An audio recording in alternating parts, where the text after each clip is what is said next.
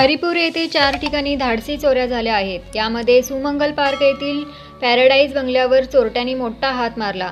या बंगल्यातून तब्बल 30 तोळे दागिने व 2 लाखाची रोकड लंपास केली असल्याचे समजते। तर दुसऱ्या घटनेत गजानन कॉलनी येथील एका घरात चोरट्यांनी जाऊन घरातील व्यक्ती झोपलेल्या रूमला कड्या घालून हॉलचे कुलूप काढत अर्ध्या तोळ्याची अंगठी, रोख रक्कम असा मुद्देमाल घेऊन पोबारा केला। तर तिसऱ्या घटनेत याच कॉलनीतील दत्त मंदिर फोडून चांदीची मूर्ती लंपास केली।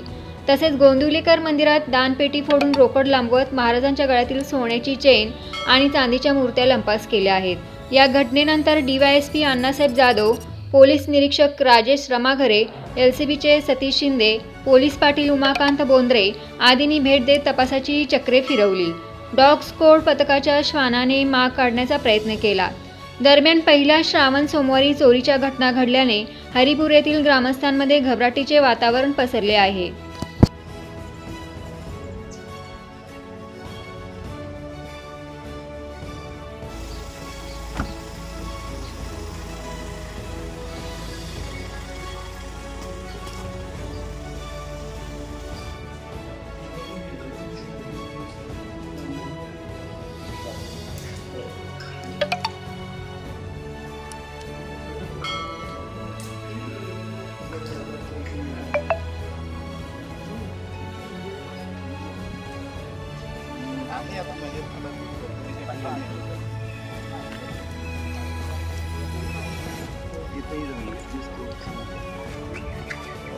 रात्री सांगली ग्रामीण पोलीस स्टेशन हद्दीतील हरिपूर या गावात घरी त्या ठिकाणी चोरी झालेली आहे।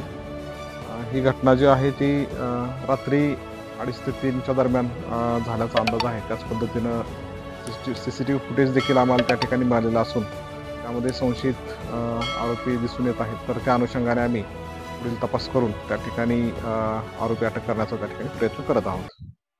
यूट्यूबवर सर्च करा तिसरा डोळा चॅनलला सबस्क्राईब करा